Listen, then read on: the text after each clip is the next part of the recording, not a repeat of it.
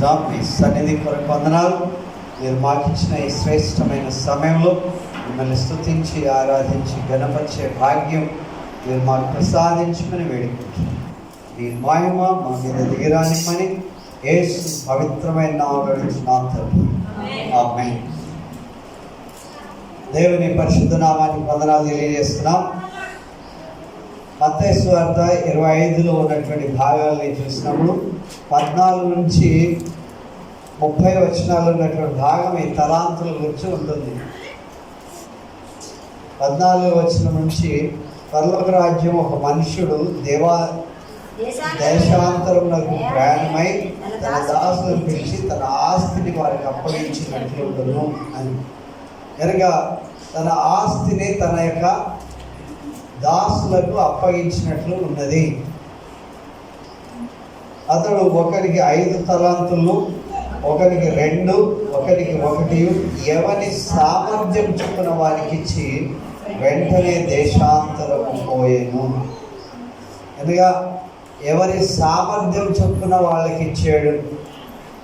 ఎవరు ఏ రకమైనటువంటి సామర్థ్యం కలిగి ఉన్నారో దాన్ని బట్టి ఇచ్చాడు. ఇక్కడ దేవుని వాక్యం ఇంకా మనం జ్ఞాపకం చేస్తుంది ఏంటంటే, 5 తలాంతులు తీసుకున్నవాడు వెళ్ళి వాటితో వ్యాపారం చేసి మరి 5 తలాంతులు సంపాదించెను. అలాగుననే 2 తీసుకున్నవాడు మరి 2 సంపాదించను.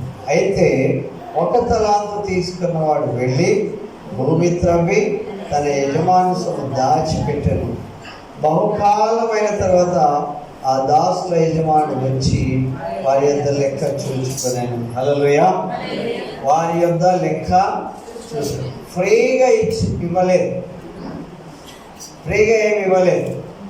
ఫ్రీగా ఏమి ఇవ్వలేదు కానీ 5 ఇచ్చిన వాడు వెళ్ళి వ్యాపారం చేశాడు.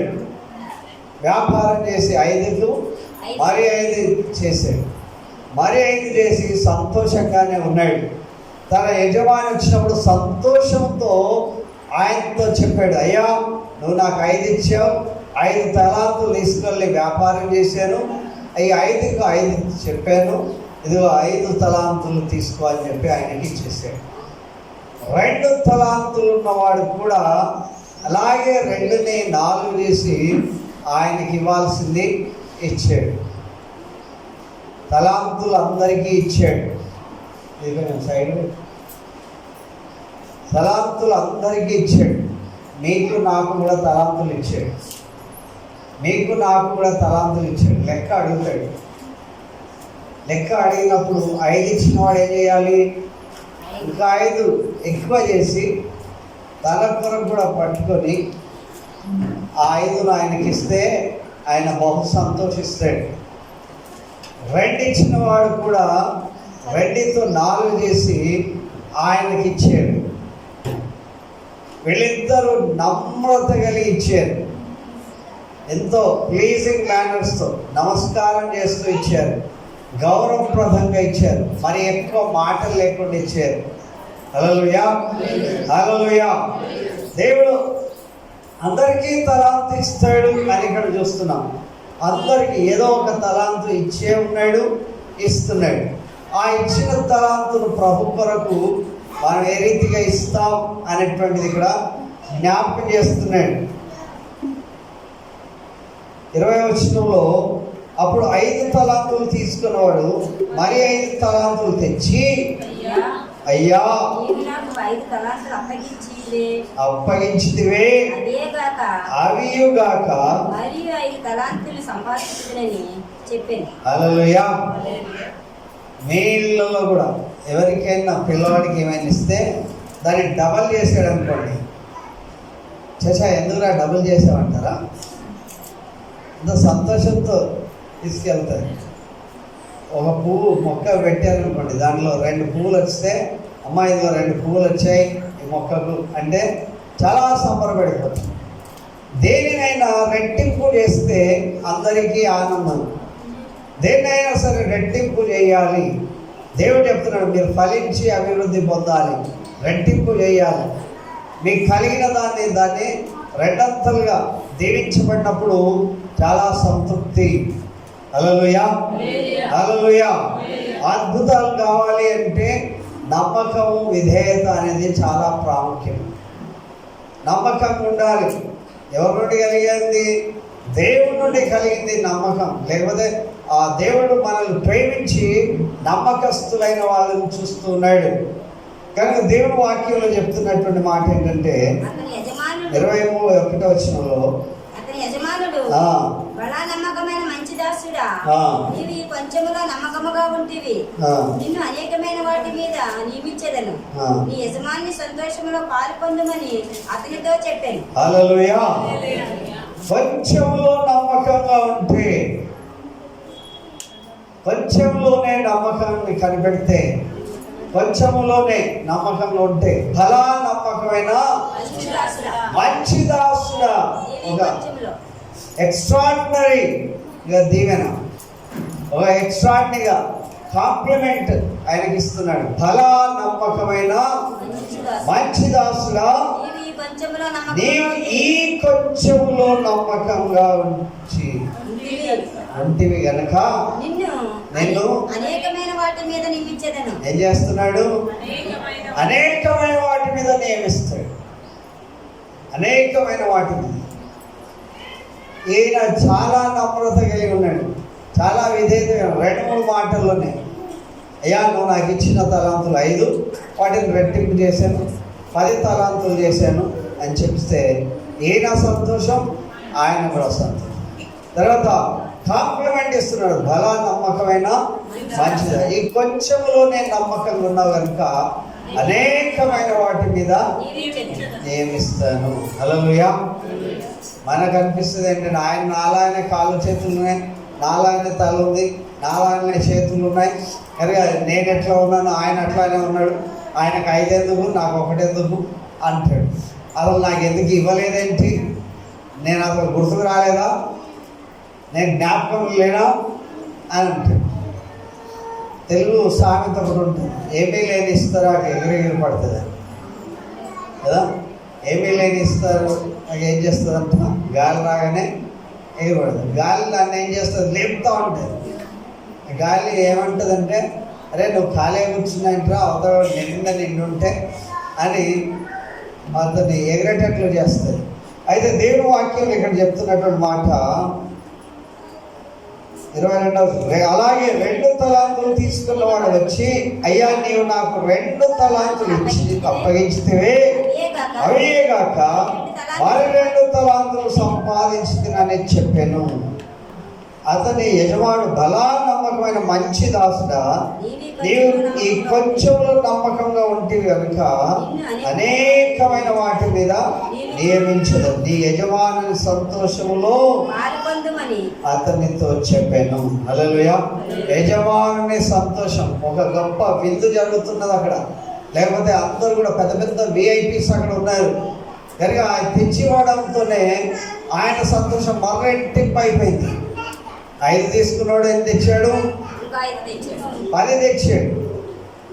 తర్వాత 2 తీసుకున్నవాడు 4 తెచ్చాడు.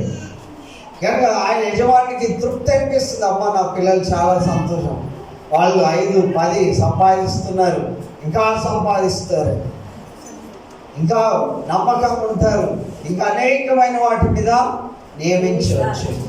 10th క్లాస్ 1st క్లాస్లో పాస్ అయితే ఆ తల్లిదండ్రులు వాళ్ళ ఊహలు చాలా ఉద్దేశాలు ఉంటాయి. మా పిల్లోడిని ఇలా చేయాలి, మా అమ్మాయిని ఇలా చేయాలి, ఇట్లా చేయాలని ఆలోచన ఉంటుంది. ఇంటర్మీడియట్ కూడా బాగా పాస్ అయిపోయినారు అనుకోండి, ఇంకా సంతోషం ఉంటుంది. రకరకాల పేపర్లు రాస్తున్నారు అనుకోండి, ఇంకా వాళ్ళు సెట్ చేసుకుంటున్నారు, లైఫ్ సెట్ చేసుకుంటున్నారు. కొంతమంది విచ్చలు విడిగా తిరుగుతుంటారు, వాడు చదువుకున్నాడో లేదో తెలియదు, చదువుకోలేదో తెలియదు, పని చేస్తాడో తెలియదు, పని చేయడో తెలియదు. అలాంటి వాళ్ళ గురించి వాళ్ళ మైండ్ ఎంత ఫ్రస్ట్రేషన్ అయి ఉంటుందో చూస్తుంది. ఫ్రస్ట్రేషన్ అయిపోతుంది. నేను నీ తోటి ఉన్నవాడు ఎదిగిపోతుంటే నువ్వేంటారు అక్కడే ఉన్నావు అనిపిస్తుంది. అనిపిస్తుందా? అనిపిస్తుంది కదా. అరే నీకు అన్ని కాజు బాదం పిస్తా పెట్టి అన్నిటిని పెట్టి పెంచితే నా గర్కా నా ఘాట్కా అంటారు. గాడిద ఘాట్కి కూడా పోవట్లేదు, ఇంటి దగ్గర కూడా ఉండట్లేదు. కనుక అట్లా గాడిదలాగా తిరిగేటువంటి తిరుగుళ్ళు తిరుగుతున్నారు అని అనిపిస్తుంది. అయితే దేవుని వాక్యం చెప్తుంది, ఒక్క తలాంతు ఉన్నవాడు వచ్చాడు. తరువాత 24 వచనంలో తర్వాత ఒక్క తలాంతు తీసుకున్నవాడు వచ్చి, అయ్యా ఏం మాట వచ్చింది ఇక్కడ? వాడికి ఇచ్చిన తర్వాత కూడా ఎన్ని తలాంతులు ఇచ్చారు ఆయనకి? ఒకటి ఇచ్చాడు. ఆయనకున్న తలాంత ఏందో మర్చిపోయాడేమో, లేకపోతే చూసుకోలేదు, లేకపోతే ఒకటే ఇచ్చారని చెప్పి చాలా అనగారిపోయిన పరిస్థితి ఉన్నదో. అయితే అయ్యా అన్నాడు, ఈయన కూడా సార్ అన్నాడు, అయ్యా నీవు విత్తని చోట పోయేవాడు అని, చల్లని చోట పంట కూర్చుకునేవాడు అని, పట్టినోడని నేను ఎరుగుదును కనుక నీకు భయపడి. భయపడివాడు ఇన్ని మాటలు మాట్లాడతాడా? చల్లటి చోట కూర్చుకునేవాడు అంటాడా? నువ్వు కఠినుడు అని అంటాడా? ఏమీ లేకుండా, వీడు ఏమీ చేయకుండా 5 తలాంతులు ఇచ్చిన వాడిని చూశాడు, 2 తలాంతులు ఇచ్చిన వాడిని కూడా చూశాడు. వాడు 10 తెచ్చింది చూశాడు, 4 తెచ్చింది చూశాడు. అదే ఆలోచనతో నెక్స్ట్ నంబర్ అయినదే కనుక వచ్చి నానా మాటలు అంటున్నాయి. హల్లెలూయా. యేసు ప్రభు బిత్తరవై చూసింటాడు, ఎంట్రా వీడు ఇంతగా మాట్లాడుతున్నాడు కదా, విత్తని చోట కోసేవాడేనని, చల్లని చోట పెంచుకునేవాడేనని, కఠినుడనని నాకు బాగా తెలుసు, నువ్వు నీ మనసు ఏదో నాకు బాగా తెలుసు, నువ్వు కఠినుడు అని తెలుసు అని చెప్పి వాళ్ళని చూసి వాళ్ళ సామర్థ్యాన్ని ప్రకారం ఇచ్చి, ఈయన సామర్థ్యం ప్రకారం ఇస్తే ఇతడు తీసుకుని పోయి ఎక్కడ పాతి పెట్టాడంట?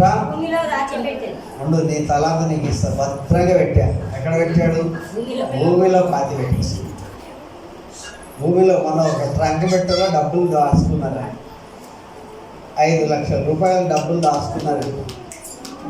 నేను అనుకోను వాళ్ళు 1,00,000 రూపాయలు బ్యాంకులు ఉన్నాయి కూడా తెచ్చుకొని అందులో ముడుచుకున్నారు అంటే అదేదో బినామీ సొమ్ము అయ్యి ఉంటుంది. వాళ్ళు అనుకుంటారు ఆయన ఎట్లయినా వెప్పించడానికి మేము ఇట్లా చేద్దాం అని అనుకుంటారు, కానీ ఉన్నది కూడా ముడుచుకుపోతుందని అలా అనుకోరు. ఏమైపోయింది? అవన్నీ చిమ్మట కొట్టేసాయి, అవన్నీ చెదలు పట్టేసాయి. లాభోదీపమని వాళ్ళ 1,00,000 రూపాయలు కూడా పోయినందుకు ఏడుకొస్తాయి. కనుక నేను భయపడి వెళ్ళి కష్టపడ్డాడు, తవ్వాలి కదా, తవ్వుతే చెమట రావాలి, కష్టపడ్డాడు, భూమిలో పాతి పెట్టి ఇదిగో నీవి నీవు తీసుకోమని. అందుకు అతని యజమానుడు వానిని చూచి, సోమరమైన చెడ్డదాసుడా, నేను విత్తని చోట పోయేవాడను, చల్లని చోట పంట పూచుకునేవాడనని నీవు ఎరుగుదువా? అట్లయితే నీవు నా సొమ్ము సహకారులతో యొద్ద ఉంచవలసి ఉండెను.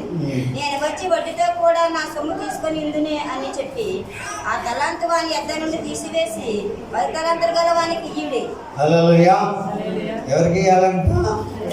ఆ తలాంతు వాడి దగ్గరికి తీసేసి 10 తలాంతులు గల వాడిని పిలిచి ఇచ్చేసాడు. మళ్ళీ ఏం చెప్పాడు? నేను అంత ఇలాంటి దుర్మార్గమైనటువంటి తలంపు గెలవాడనైతే నువ్వు భయపడితే తీసుకుపోయి సొమ్ము ఎక్కడ పెట్టాలి?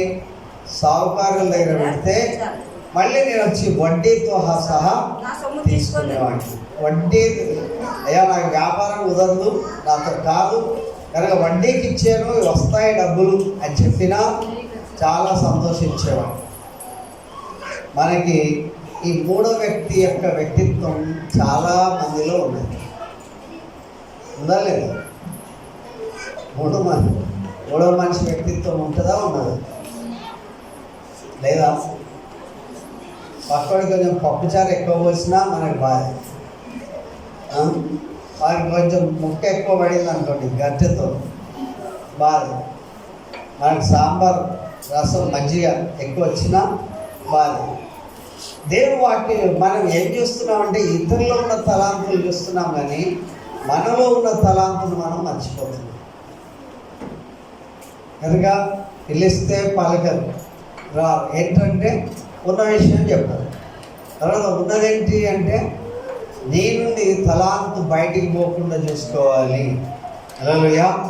ఎవరికి ఇచ్చాడంట? 5 తలాంతులు తీసుకొచ్చిన వాడికి మరి ఇచ్చాడు. ఇంకొక తలాంతు వాడికి ఇచ్చేసి. ఎవడైనా డ్రైవింగ్ సరిగా చేయలేదనుకోండి, ఏం చేస్తాం? మన అన్నైనా తమ్ముడైనా రే బాబు దగ్గర పెడతారు, బాబు దిగిపో, వాడు నడిపిస్తాడు. వాడు మనకి ఎందుకు తెలియకపోయినా సరే వాడు మంచిగా డ్రైవింగ్ చేస్తాడు, కూర్చోబెడతాడు. మనం బాగా కలిసి తిన్నా సరే డ్రైవింగ్ సరిగా రాకపోతే నీకు దండం పెడతాడు, దిగిపో అని చెప్తాడు. కనుక మనం ఎలాంటి పరిస్థితులలో మనం నడవడికలు మార్చుకోవాలో దేవుని వాక్యం ఇక్కడ చెప్తున్నది. హల్లెలూయా, హల్లెలూయా. కొన్నిసార్లు అప్పు ఎవరిని అడుగుతారంటే పైసలు ఉన్నోళ్ళని కాదు అడిగేది, సరిగ్గా హ్యాండిల్ చేసే వాళ్ళని అడుగుతారు. మనం ఎక్కడి నుండి తెచ్చిస్తావు, నాకు ఏమన్నా చేయి విజయశిష్యుడు గారు, నాకు 1000 రూపాయలు కావాలి. ఆయన దగ్గర లేకపోవచ్చు, అది మాట ఎట్లుంటుంది అందరికీ తెలిసినట్లుంటుంది. 1000 రూపాయలు కన్నా 10,000 ఉన్నట్లు మాట ఉండేసరికి ఏం చేస్తారు? అక్కడికే క్యూ పడతారు. బాగా డబ్బులు ఉండి కూడా ఇయ్యరు. కరెక్ట్. కానీ డబ్బులు ఏమి లేకుండా మాట చలామని ఉందనుకోండి వాళ్ళకి ఇస్తారు. కనుక అలాంటి వ్యక్తులను సంప్రదిస్తే ఖచ్చితంగా దేవుని వాక్యం చెబుతారు, సావుకారి దగ్గర కనుక పెడితే ఆయన వడ్డీతో ఇచ్చేవాడు. కనుక దేవుడి వాక్యం ఇక్కడ చెప్తుంది 29వ వచనంలో, కలిగిన ప్రతివానికి వాళ్ళు నగల మీద నగలు కొంటా ఉంటే వీళ్ళు అనుకుంటారు, అరే ఎక్కడి నుండి కొంటున్నారు పోయి, వీళ్ళు బండ్ల మీద బండ్లు కొంటుంటే అనిపిస్తుంది ఎక్కడి నుండి కొంటున్నారు. దేవుడు అంటారు కలిగిన వాడికే ఇవ్వబడు. అతనికి ఏం కలుగుతుందంట? సమృద్ధి కలుగుతుంది. లేని వారి యొద్ద నుండి వానికి కలిగింది కూడా తీసివేయబడుతుంది. హల్లెలూయా. లేని వారి దగ్గర నుండి కలిగింది కూడా తీసివేస్తాం. చాలా సందర్భాల్లో మనం చూస్తూ ఉంటాం, చాలా విషయాల్లో చూస్తూ ఉంటాం. లోకంలో వాళ్ళు లేకుండానే ఏడుస్తుంటాడు, వాడిది కూడా ఉన్నవాడే లాగేసుకొని బ్రతుకుతాడు. సంపద కొరకే కాదు, నమ్మకత్వం, యథార్థత, వినమ్రత, ఏ రకంగా వ్యాపారం చేయాలో దేవుడు ఇక్కడ నేర్పిస్తాడు. కనుక నమ్మిన వాడికి కలిగినంతా కూడా దేవుడు ఇస్తాడు. వాడు లేని వాడికి ఉన్నది కూడా తీసివేస్తాడు. హల్లెలూయా. దేవుని వాక్యం చెప్తున్నటువంటి మాట, మన మాటలు చాలా జాగ్రత్తగా మత్తయి సువార్త 7వ అధ్యాయం 21 నుంచి 23 వచనాలు గల భాగాన్ని చదువుదాం. మత్తయి సువార్త అదే ప్రభువా ప్రభువా అని నన్ను పిలిచి ప్రతివాడును పరలోక రాజ్యంలో ప్రవేశింపడు గాని పరలోకమందున నా తండ్రి చిత్త ప్రకారము చేయువాడే ప్రవేశించును. హల్లెలూయా. ప్రభువా ప్రభువా ప్రభువా అని నన్ను పిలిచివాడు పరలోకంలో ప్రవేశింపడు గాని పరలోకమందున నా తండ్రి చిత్త ప్రకారం చేసేవాడే ప్రవేశించును. హల్లెలూయా. ఇప్పుడు ఊరికే పై మాటలు పలుకుతుంటాడు అనమాట. దీని అర్థం ఏంటి? పైన నేను పలుకుతూ ఉంటాడు, లోపల అంతరంగంలో లేదు. తండ్రి చిత్తం చేయాలి అంటే ఆయన పని ఖచ్చితంగా అప్పగింపబడిన ప్రతి వాడు కూడా చేయాలి. హల్లెలూయా. కనుక అప్పగింపబడిన ప్రతి వాడు కూడా నమ్మకంతో, యథార్థంతో ఖచ్చితంగా ఆ తండ్రి చిత్త ప్రకారం చేసేవాడే పరలోక రాజ్యంలో ప్రవేశిస్తాడు. ఇంకా అనేకులు నన్ను చూచి ప్రభువా ప్రభువా మేము నీ నామమును ప్రచురింపలేదా, నీ నామమును దయ్యములను వెళ్ళగట్టలేదా, నీ నామమును అనేకమైన అద్భుతములు చేయలేదా అని చెప్పుదురు. అప్పుడు నేను మిమ్మల్ని ఎన్నడూ ఎరుగను, అక్రమము చేయవారులారా నా యొద్ద నుండి పొండని వారితో చెప్పుదును. కాబట్టి ఈ నా మాటలు విని వాటి చొప్పున చేయ ప్రతివాడును బండ మీద తన తన ఇల్లు కట్టుకొనిన బుద్ధిమంతుని పోలి ఉండును. హల్లెలూయా. ఈ నా మాటలు విని వాటి చొప్పున చేసే ప్రతి వాడు బండ మీద తన ఇల్లు కట్టుకునిన బుద్ధిమంతుని పోలి ఉంటాడు. దేవుని వాక్యం ఇక్కడ చెప్తున్నది. ప్రభా ప్రభా అని ఊరికే పిలిస్తే కాదు, తండ్రి చిత్త ప్రకారం చేసేవాడే పరలోక రాజ్యం ప్రవేశిస్తాడు. కనుక ఆయన చిత్త ప్రకారం చేయాలి. ఆయన ఇష్ట ప్రకారం మనం దేవుని యొక్క సన్నిధిలో పని చేయాలి. కనుక అలాంటి వ్యక్తికే దేవుడు స్థానం ఇస్తాడు. మాటల ప్రకారం చేసేవాడు ప్రతివాడు బండ మీద ఇల్లు కట్టుకున్న బుద్ధిమంతుని పోలి ఉంటాడు. తీతుకు రాసిన పత్రిక 1వ అధ్యాయం 16వ వచనం. తీతుకు రాసిన పత్రిక 1వ అధ్యాయం 16వ వచనం.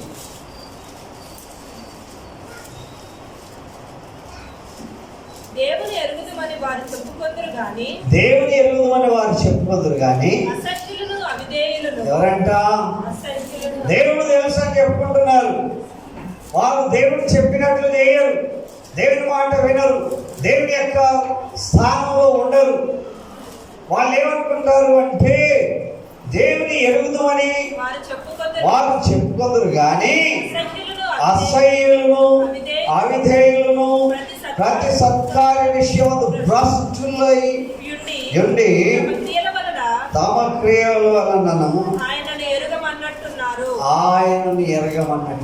హల్లెలూయా.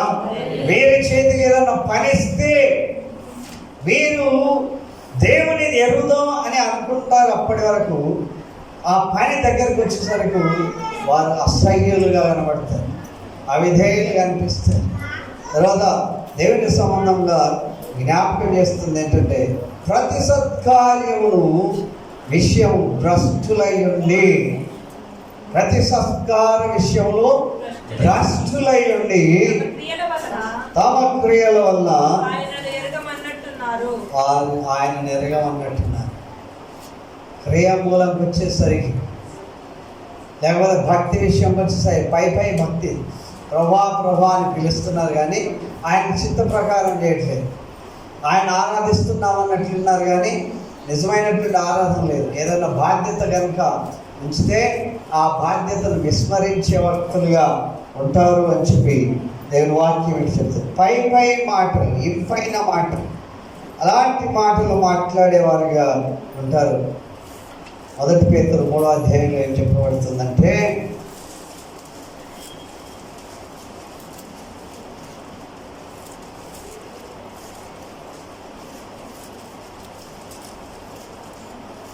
యాకోబు 3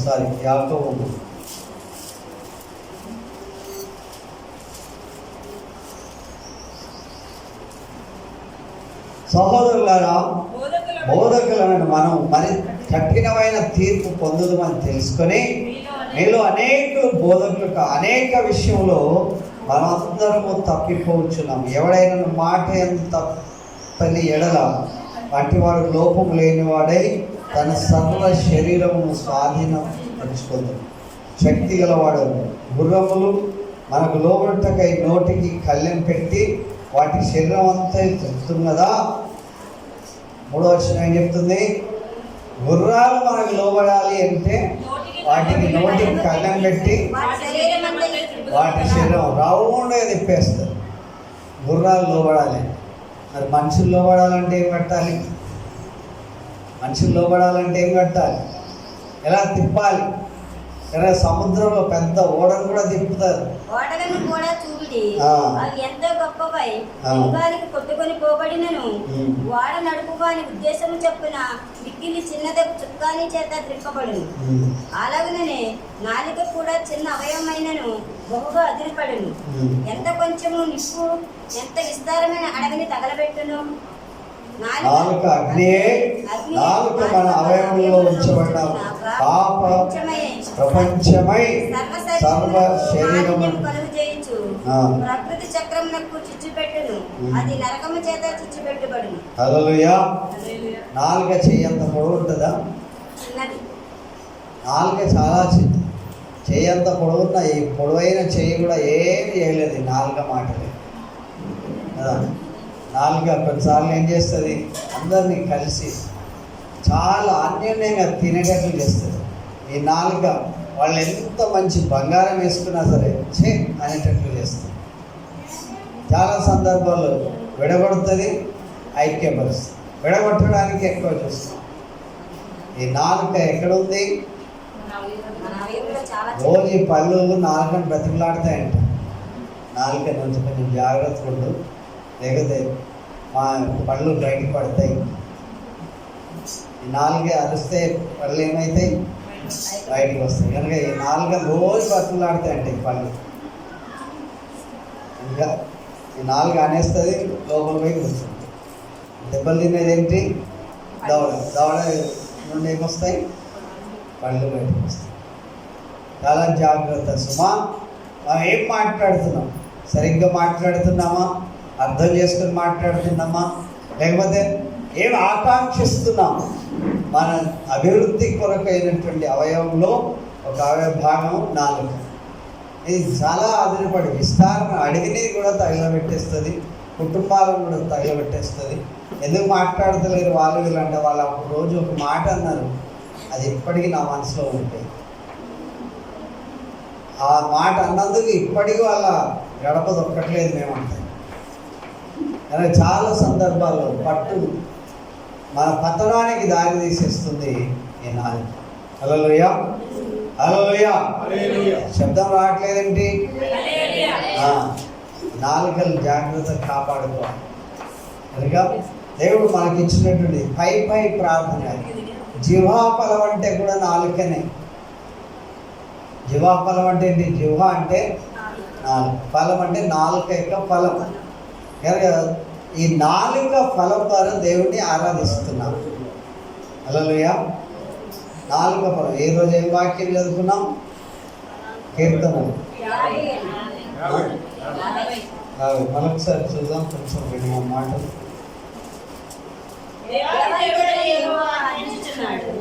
తూర్పు దిక్కు మొదలుకొని పడమటి దిక్కు వరకు భూనివాసులను రమ్మని ఆయన పిలుచుచున్నాడు.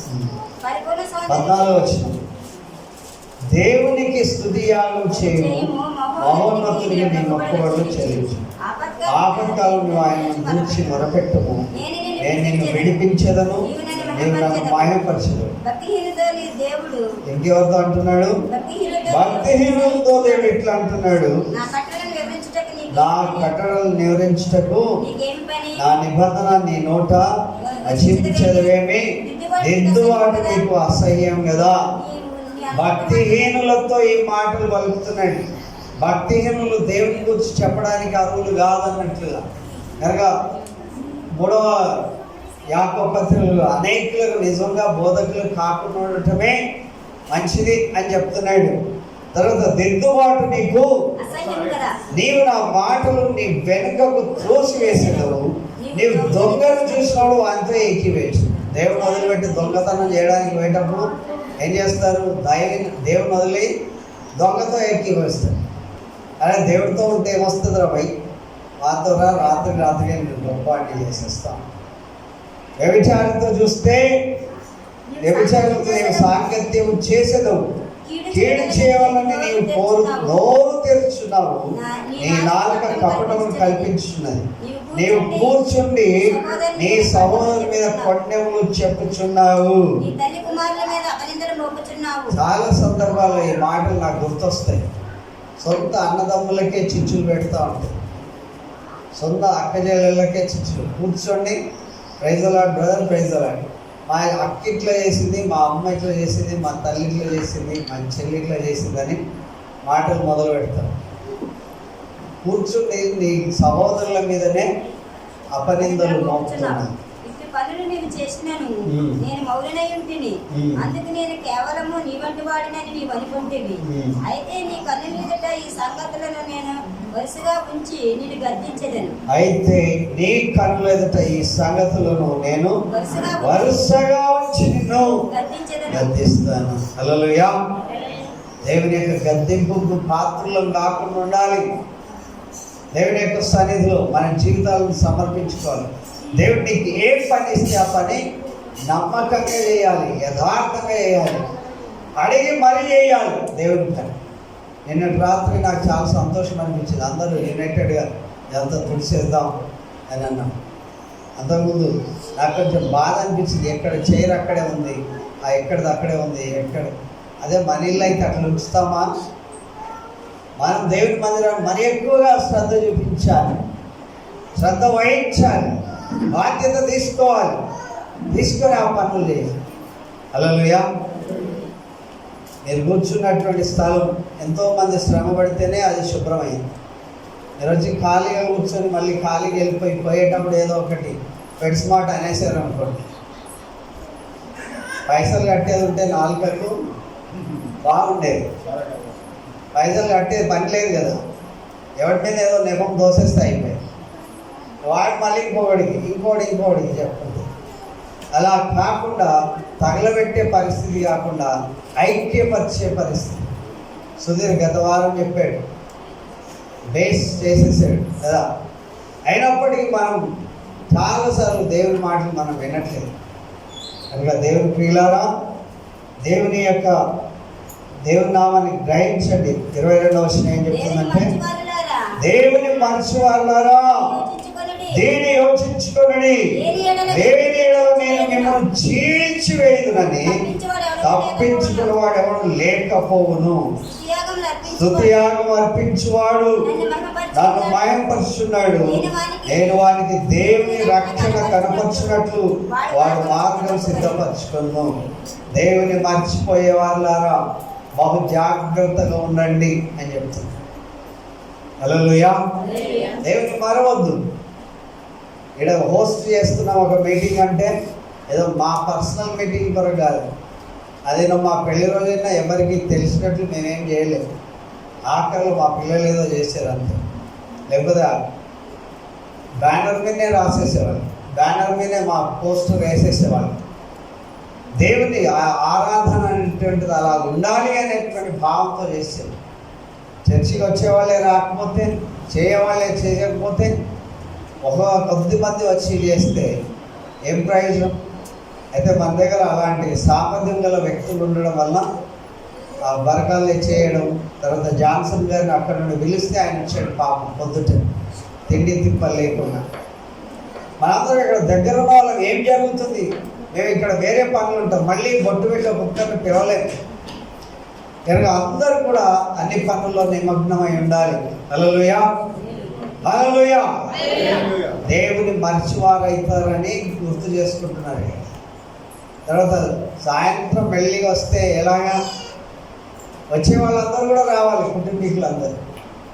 దేవుని యొక్క సన్నిధి మనం ఖచ్చితంగా ఇంతవరకు ఇంప్లిమెంట్ చేయలేదు, కానీ చర్చి ఏంటి మెంబర్షిప్ అనేది ఖచ్చితంగా ఉంటుంది. ఆ మధ్యకాలంలో ఇచ్చాను, నేను వచ్చిన కొత్తలో ఒకటి మెంబర్షిప్ 500కి ఇచ్చాను. ఇప్పుడు 1150 రూపాయలు ఆ చర్చి మెంబర్షిప్. ఆ చర్చి మెంబర్షిప్ ఖచ్చితంగా కట్టాలి సంవత్సరం ఒకసారి. ఈ యొక్క సమాధులు లేకపోతే రకరకాల పరిస్థితుల వరకు అవి వాడబడతాయి. ఆ మెంబర్షిప్ పుస్తకం అట్లానే పెట్టాను. ఇవ్వాల్సిందంతా కూడా దేవుని మహిమార్థమై చేయాలి. ఆ వెంటనే క్రిస్మస్ వచ్చింది, దేవుని మాటలు బట్టి అది చేసాం, తర్వాత ఇది చేసాం.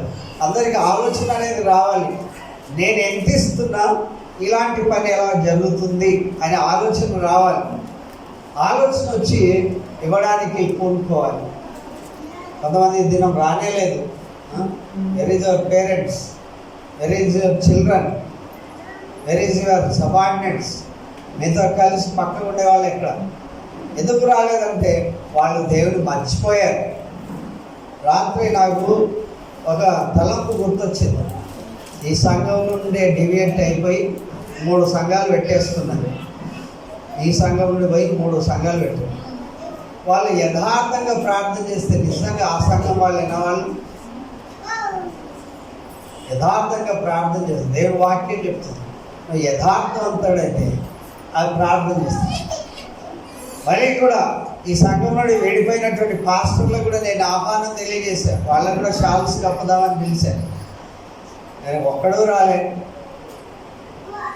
అంటే మనం ప్రేమ చూపిస్తున్నా సరే అంతరాత్మ మనస్సాక్షి పతనం ఎట్లయితుందో గుర్తుపెట్టుకోండి. ఖచ్చితంగా సంఘాన్ని కానీ కుటుంబాలను కానీ చీలిస్తే వారు పతనం అవుతారు అనేటువంటి విషయం ఇక్కడ చెప్తాను. నేను ఏదో మంచి సూక్తులు చెప్పడానికి రాలేదు, అన్నీ కూడా అన్ని రుచులు షడ్రుచులు అందించడానికి వచ్చాను కనుక నిజంగా వాళ్ళు ఎట్లా ప్రార్థన చేస్తున్నారు అని అనిపించింది. ఈ సంఘంలో పోషించబడి, ఈ సంఘంలో ఉండి, ఈ సంఘాన్ని చీల్చి ఏవో కాపర్లు అని చెప్పుకొని, మళ్ళీ అవసరమైనప్పుడు ఈ సంఘం ఉండే ప్రజలు అక్కడికి పోయి మళ్ళీ ఆ పాస్టర్లను ఇక్కడ తెచ్చుకొని ఇది చేస్తుంటే ఎంత యథార్థత ఉన్నట్లు. మనస్సాక్షి గద్దించదా, అంతరాత్మ గద్దించదా?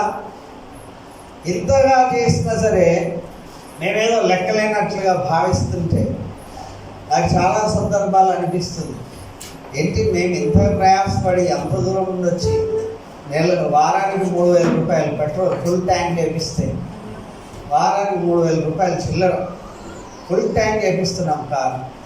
ఈ పరిస్థితిలో నేను కొంచెం బలహీనం అయిపోయినా నడవడం, బండి నడపడం కష్టం అనిపించి ఇది చేస్తుంటే వారానికి 3,000 అంటే నెలకు ఎన్ని వేలు పెడుతున్నట్లు నేను అనిపిస్తున్నాను. దేవుడి కొరకు నేను చేసే పని, నా పిల్లలు వాళ్ళు వర్ధిల్లాలి, సంఘం వర్ధిల్లాలి, ఇంత సందర్భంగా చేసుకున్నప్పుడు రావాలి.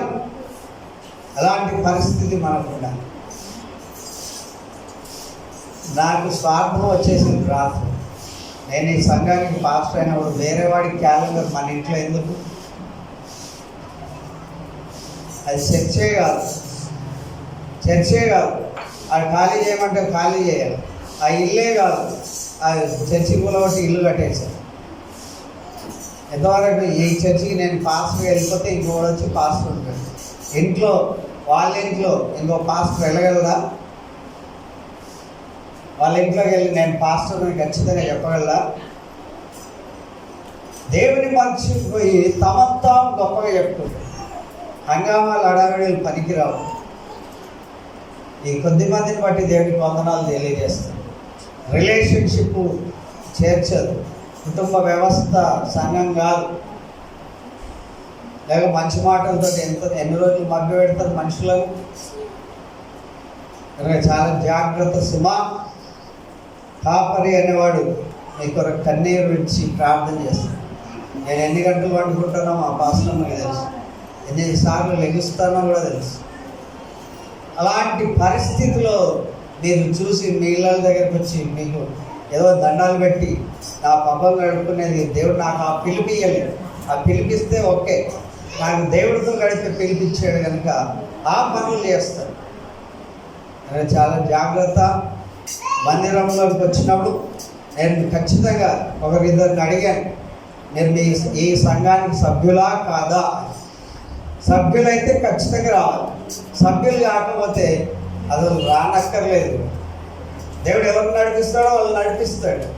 ఇక నిన్ను బట్టి నేను ఇక ఊరికే నిన్ను దూవి ఇది చేయడం ఎందుకు? ఇంకో కొత్త వ్యక్తిని దేవుడు నడిపిస్తాడు కనుక దేవుని యొక్క మనిషి వాళ్ళలాగా ఉండొద్దు, దేవుని ఉగ్రతకు పాత్రులయ్యే వాళ్ళగా ఉండొద్దు. మన జీవితాలను సరి చూసుకునేటువంటి వ్యక్తులుగా మనం ఉండాలని ప్రభునామంలో కోరుతున్నాను. కనుక రేపటి దినం నుంచి ప్రతి లెంట్ సీజన్ అంటే ఈ ఆదివారాలు తీసేసిన తర్వాత లెంట్ సీజన్ అనేది నేను రేపటి నుండి వస్తాను ఖచ్చితంగా అనేవాళ్ళు చేయొద్దండి. రేపటి నుండి నేను సాయంత్రం పూట్ల ఖచ్చితంగా వస్తాను. విజయశిష్ణ గారు చేయొద్దాలి. ఏ పేరు పెట్టి చెప్తే ఇక అందరూ రావాల్సి ఉంటుంది. నేను చెప్పకుండా నేను చేయొద్దాలి. కల్పన అవిలా ఓకే. ఇదో మీ అందరి పేరు నేను ఇక్కడ రాస్తాను. రేపటి దినం మా పాస్టర్ గారు చెప్తారు వాక్యం. ఎల్లుండి నుండి మీ అందరి కొరకు చెప్తాను సాయంత్రం పూట. రేపటి దినం ఏంటంటే మార్చ్ 1వ తేదీ మండే. ప్రేమ గురించి చెప్పాలి. 1 రాజుల గ్రంథం 8వ అధ్యాయం 1 నుంచి 4. మళ్ళా మత్తయి సువార్త 22, 30 నుండి 40. ధర్మశాస్త్రం అన్నిటికన్నా ముఖ్యమైన ఆజ్ఞ. అమ్మా స్లో మోషన్లో చెప్పాలి. మార్చ్ 1వ తారీఖు మండే. మొదటి రాజుల గ్రంథం 3వ అధ్యాయం 1-4, మత్తయి సువార్త 22వ అధ్యాయం 34-40. ధర్మశాస్త్రంలో అన్నిటికన్నా ముఖ్యమైన ఆజ్ఞ. ఈ సబ్జెక్ట్ మీద రేపటి దినం మా పాస్టర్ గారు మాట్లాడతారు. తక్కిన వాళ్ళందరూ కూడా వస్తే రేపటి నుంచి ఇంతకుముందు ఇక్కడ రాశారు. తర్వాత 2వ తారీఖు జయమ్మ గారు కూడా మాట్లాడతారు. 2వ తారీఖు జయమ్మ అబ్రామ్ గారు. మార్చి 2 మంగళవారం దైవసుతుడు అనే అంశం మీద మాట్లాడాలి.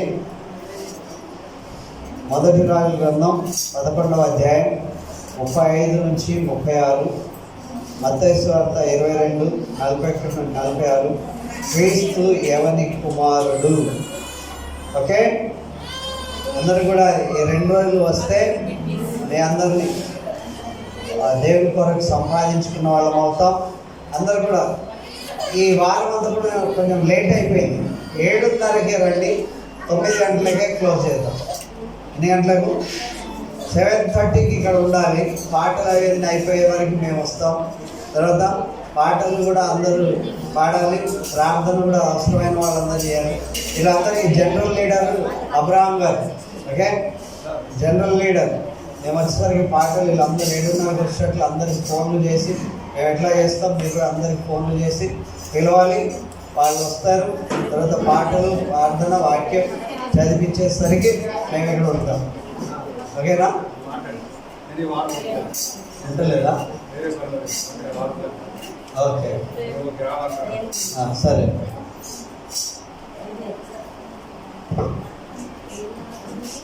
ఈ వారం మాట్లాడకపోతే గ్లోరీ గారు 7:30కి రావాలి. అందరూ పాటలు అదంతా కూడా నడిపించాలి, ప్రార్థన చేయాలి, లీడ్ చేయాలి. విజయ సిస్టర్కి, కల్పనకి, తర్వాత శిరీష వస్తుంది. ఓకే, హవీలాకి, వీళ్ళందరికీ ఫోన్లు చేసి ఇక్కడ అందరి ఫోన్లు అందరికీ ఇక్కడ సుధీర్ చార్ట్ మీద ఇక్కడ డిస్ప్లే చేయాలి. ఓకే, అందరి ఫోన్లు ఇక్కడ పెట్టేస్తాం. ఇక్కడ వచ్చిన తర్వాత అందరికి ఫోన్లు చేస్తాం. మెసేజ్లు ఎట్లా పెడుతున్నాం, ఫోన్లు చేస్తాం. వచ్చేదాకా వీళ్ళని సాన పెట్టాలి. Okay, okay, right. మీ అందరి భక్తులు చాలా మంచి వాళ్ళని నాకు తెలుసు. ప్రార్థన వినమంటే ఏమన్నా ఇక వాళ్ళ తిండి కొరకు మీరు వంటింటిని విడమన్నట్లు లేదు. మీరు మంచి రుచులు చేస్తారు. వచ్చేటప్పుడు మాకు కూడా కొంచెం ఏమైనా చేస్తే తిన్నవరం మేము కూడా తిని సంతోషిస్తాం. హల్లెలూయా, హల్లెలూయా. కనుక 7:30కి అందరూ వస్తారు కదా. పన్నెండులకు పోయిన వాళ్ళు వస్తారా? కంపెనీలో పనులకు పోయిన వాళ్ళు వస్తారా? 7:30కి వస్తారు కదా. ఓకే అమ్మా, మీరు కూడా రావాలి.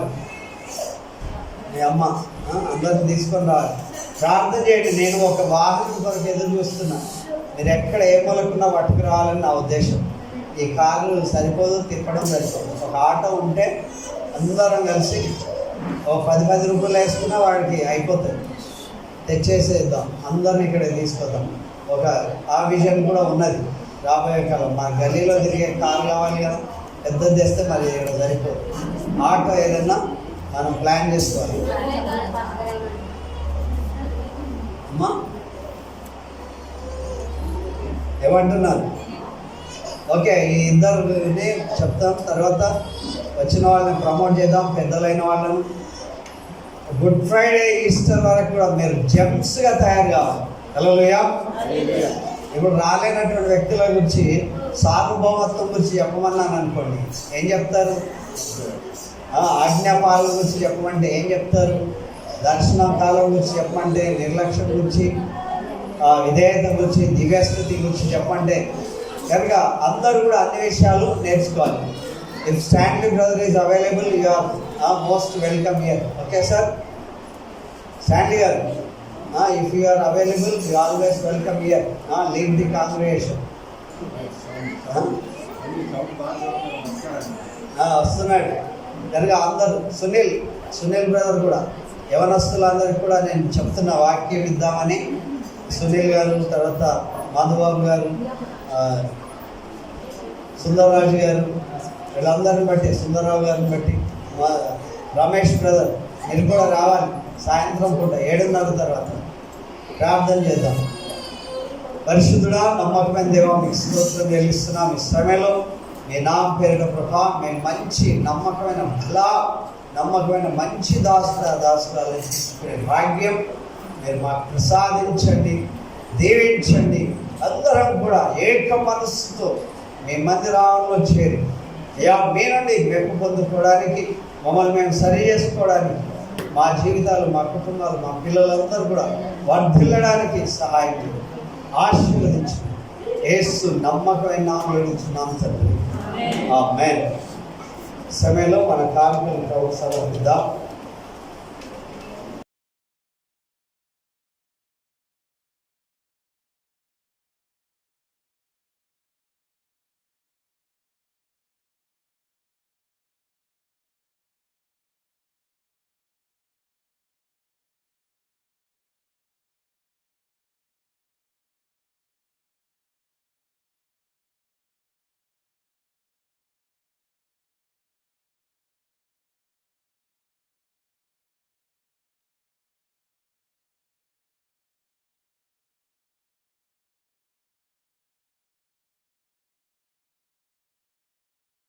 హల్లెలూయా. ఈ వారం మధ్యలో ఎవరి ఇంట్లోనే ప్రార్థన కావస్తే మందిరంలోనే ప్రార్థన చేస్తాం వాళ్ళ పక్షంలో. అలాగే సుందరరావు గారి గురించి అలాగే చేసాం, జోజిబాబు గారి గురించి అలాగే చేసాం. కనుక ఈ మందిరంలోనే ప్రార్థన చేస్తాం వారి కొరకు. ఖచ్చితంగా ఇంట్లో ప్రార్థన కావాలి అంటే ఇక్కడ ప్రార్థన అయిన తర్వాత అక్కడికి వెళ్ళి ప్రార్థన చేస్తాం. ఇంకా అది గుర్తుపెట్టుకోవాలి. అందరి కొరకు వేరే వాళ్ళని నిర్బంధించలేము కనుక ఆ విషయంలో గుర్తుపెట్టుకోవాలి. 7:30 ఖచ్చితంగా గంట కొట్టినట్లు స్కూల్లో పిల్లలు చేరినట్లు ఇక్కడ ఉండాలి. 7:30. పరిశుద్ధుడా నమ్మకమైన దేవా మీకు స్తోత్రం చెల్లిస్తున్నాం. మా మంచి కాపరి మీకే వందనాలు. ఈ దినదీవులతో నింపినందుకు స్తోత్రం నాయన. మా ప్రియ సహోదరి నాయన జయరాజ్ ఇంజనీర్ అయ్య గారి కృప తండ్రి, వారి సతీమణి చాలా అనారోగ్యంతో ప్రభా సికింద్రాబాద్ యశోద హాస్పిటల్లో ఉంటుండగా మీ బిడ్డను దీవించండి. ఎంతో ప్రేమ కలిగిన తల్లి ప్రభా, మీ దాసును ప్రభా, వారి యొక్క సంఘమంతటి కొరకు ప్రార్థన చేస్తున్నాం. అయినా వారిని దీవించి ఆరోగ్యం ఇచ్చి ఆశీర్వదించండి. మా సంఘ ప్రియులందరి కొరకు ప్రార్థన చేస్తున్నాం. వచ్చిన వారందరిని బట్టి వందనాలు. రాలేనటువంటి వారి కొరకు ప్రార్థన చేస్తున్నాం.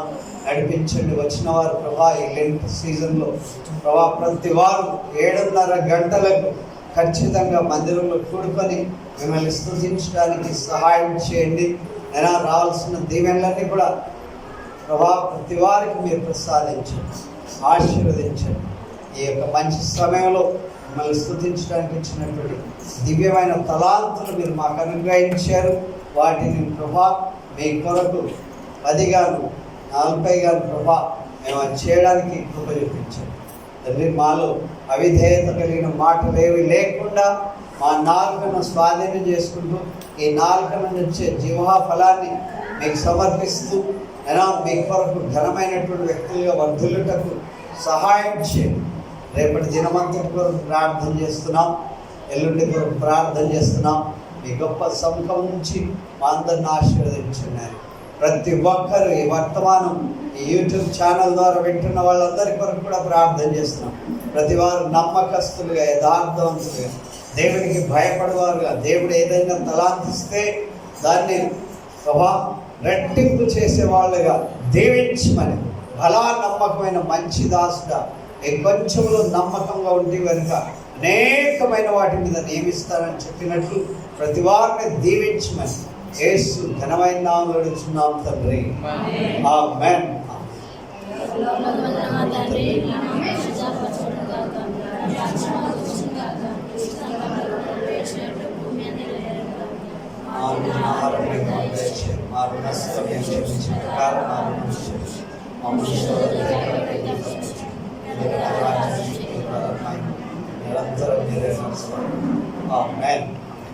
ఇప్పుడు మన తండ్రి అయిన దేవుని ప్రేమ, యేసు క్రీస్తు ప్రభు యొక్క కృప, పరిశుద్ధాత్మనికి అన్యోన్య సహవాసం మనందరికీ ఆయన ప్రేమిస్తున్న సకల పరిశుద్ధులకు సదా తోడై ఉంటుంది.